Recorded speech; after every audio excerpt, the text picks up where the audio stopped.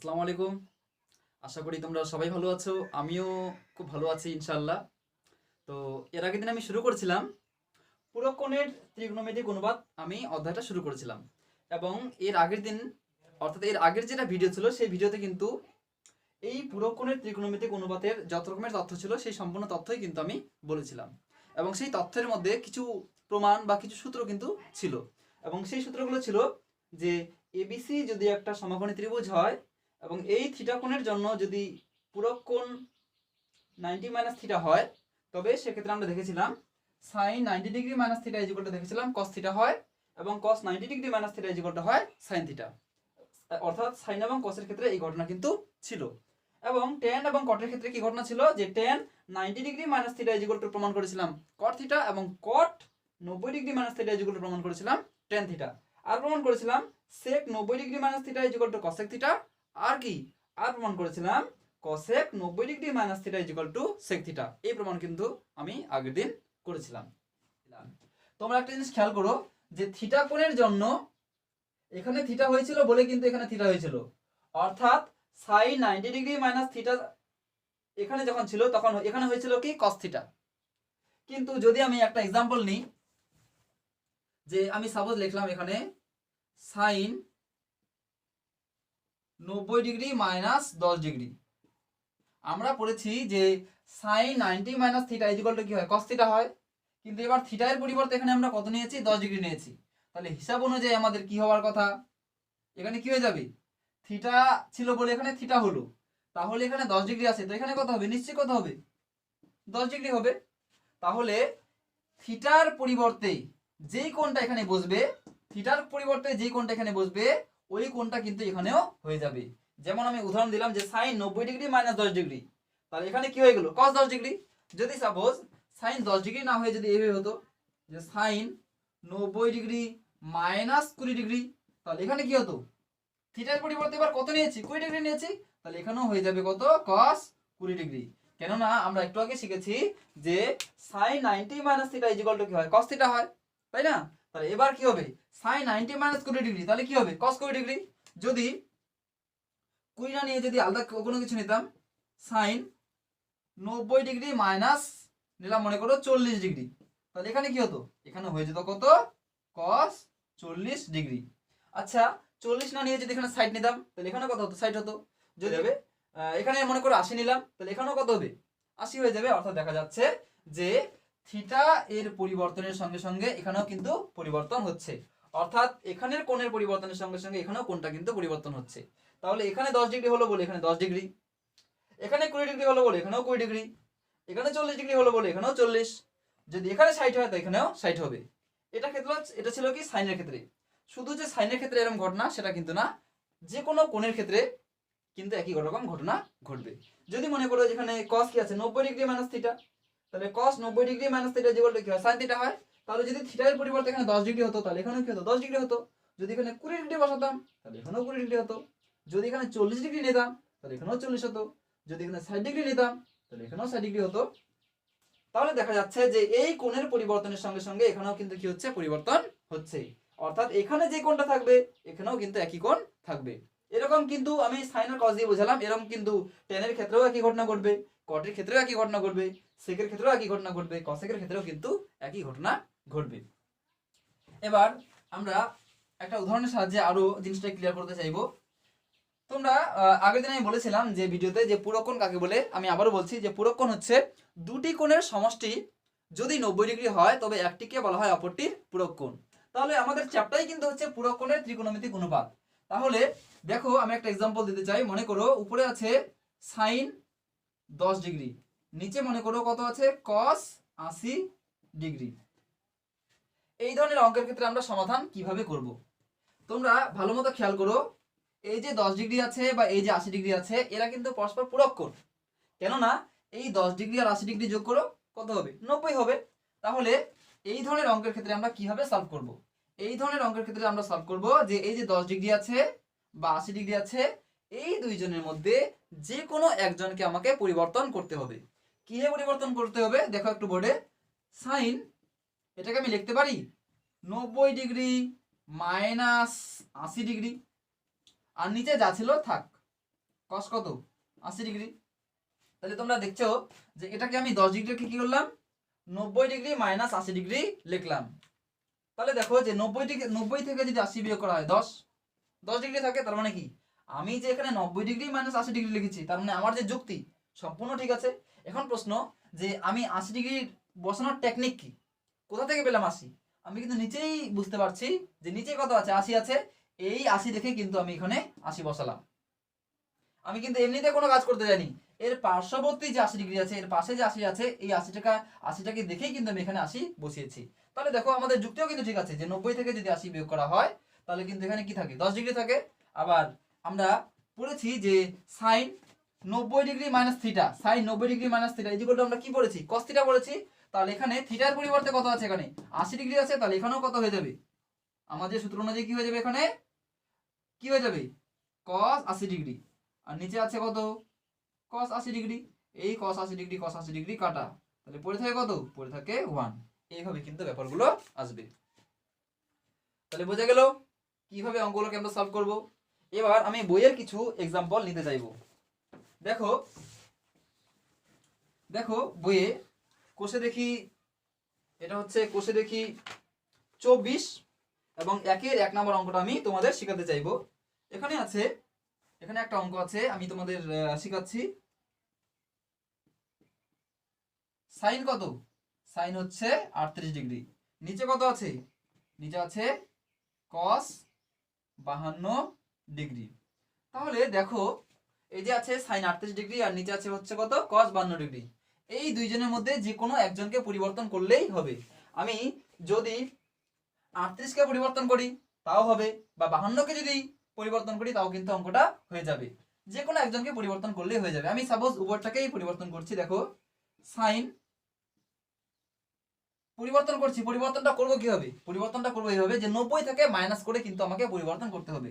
তাহলে 90 থেকে যে মাইনাস করব, কত মাইনাস করব 52, কারণ 38 এর পূরক কত কত 38 এর পূরক কোণ কত 52 ডিগ্রি, বলেই কিন্তু এখানে আমি 52 বসাবো। আর নিচে কত আছে cos 52 আছে। আর আমাদের কিন্তু এই যে 52 বসালাম, এই 52 বসানোর কিন্তু যুক্তিও আছে, কেননা তোমরা দেখো যে 90 ডিগ্রি থেকে যদি 52 ডিগ্রি মাইনাস করা হয় তাহলে কিন্তু 38 ডিগ্রি থাকে, তার মানে এখানে যে আমি বিয়োগ করেছি একদম সম্পূর্ণ ঠিক করেছি। আবার তোমরা জানো যে sin 90 degree minus theta equal to কি হয় cos থিটা হয়, তাহলে এখানে আমাদের বসে যাবে cos থিটা, কিন্তু থিটার পরিবর্তে এখানে কত আছে 52 আছে, তাহলে এখানে আমরা কত বসাবো 52 বসাবো।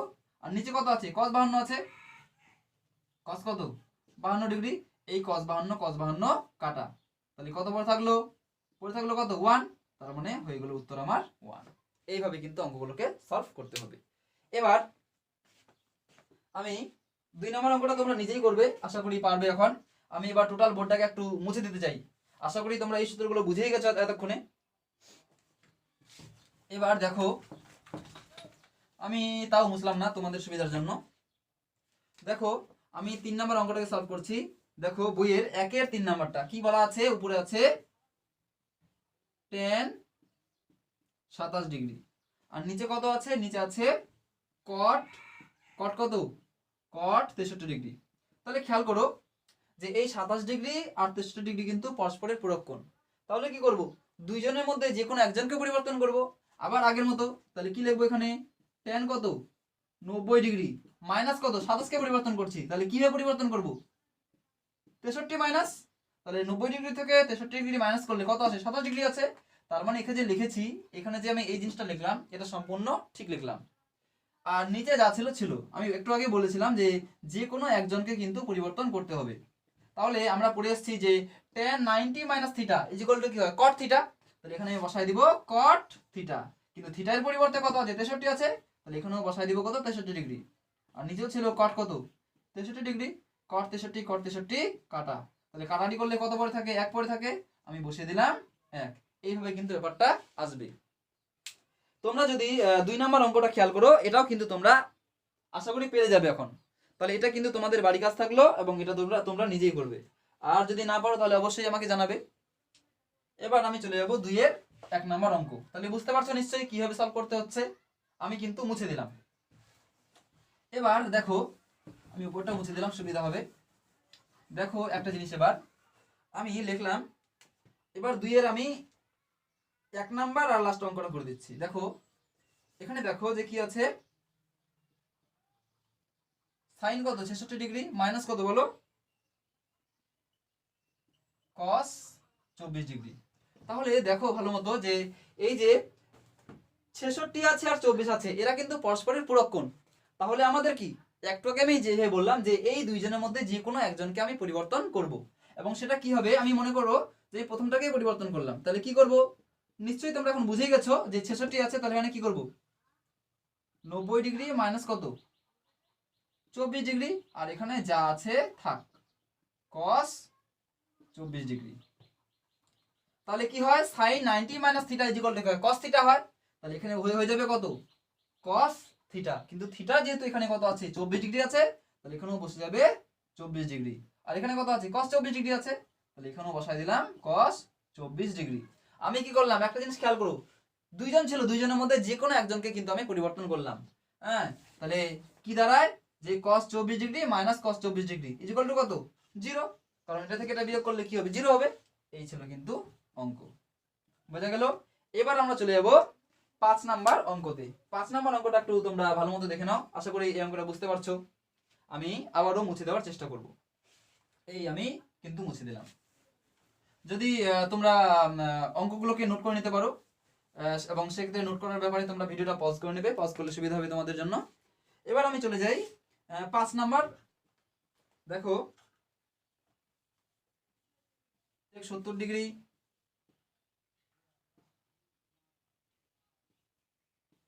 Sign 20 degree plus cos 20 degree আর হচ্ছে কসেক 70 ডিগ্রি, কসেক 70 ডিগ্রি। তাহলে এই অঙ্কটাকে আমি সলভ করব কিভাবে, তোমরা একটা জিনিস খেয়াল করো যে এই যে 70 আর 20 আছে, এরা কিন্তু পরস্পর পূরক কোণ। আমাকে খেয়াল করতে হবে যে কার সঙ্গে কে পূরক। এখানেও দেখো, এখানে 20 ডিগ্রি আছে, এখানে কত আছে, এখানে আছে 20 ডিগ্রি আছে, এই 20 সঙ্গে এই 70 কিন্তু পূরক। তাহলে এক্ষেত্রে আমার সিস্টেম হচ্ছে যে এই দুইজনের মধ্যে যে কোনো একজনকে পরিবর্তন করব, এখানেও এই দুইজনের মধ্যে যে কোনো একজনকে আমি পরিবর্তন করব। দেখে নাও, আমি ধরো এখানে থাক, আমি সাইনটাকে পরিবর্তন করব, থাক এখানে সেক 70 ডিগ্রি, আমি সাইনটাকে লিখতে পারি সাইন 90 ডিগ্রি মাইনাস 70 ডিগ্রি। দেখো 90 থেকে যদি 70 মাইনাস করো তাহলে কত আসে, 20 আসে। তাহলে আমি যে লিখেছি আমার লেখার যৌক্তিকতা কিন্তু সম্পূর্ণভাবেই ঠিক। আবার যদি এটা লিখি কস, আমি 20টাকে চেঞ্জ করছি, কিন্তু খেয়াল করো আমি কিন্তু চেঞ্জ করছি কাকে, আমি 20কে চেঞ্জ করছি, এখানেও 20কে চেঞ্জ করছি, এখানেও 20কে চেঞ্জ করব। দেখে নাও যে আমি এখানে লিখলাম যে কস 90 ডিগ্রি মাইনাস 70 ডিগ্রি, কোনো সমস্যা নেই, কারণ 90 থেকে 70 বিয়োগ করলে কত হয়, 20 হয়, ঠিক আছে আমার যুক্তি।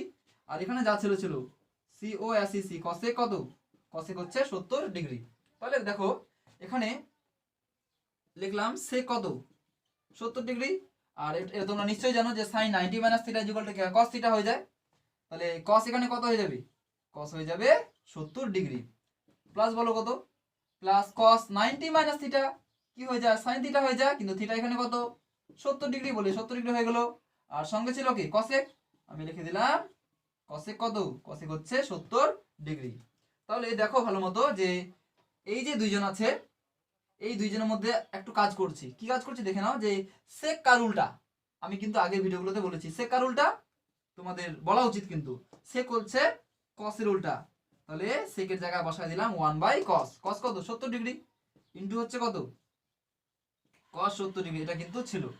আর এখানে এই দুইজনের মধ্যে যে কোনো একজনকে আমি উল্টাবো, কি হবে দেখে নাও, sin 70 ডিগ্রি প্লাস কত cosec এর উল্টা কি sin, তাহলে 1/sin কত sin 70 ডিগ্রি, সরি এখানে গুণ চিহ্ন থাকবে।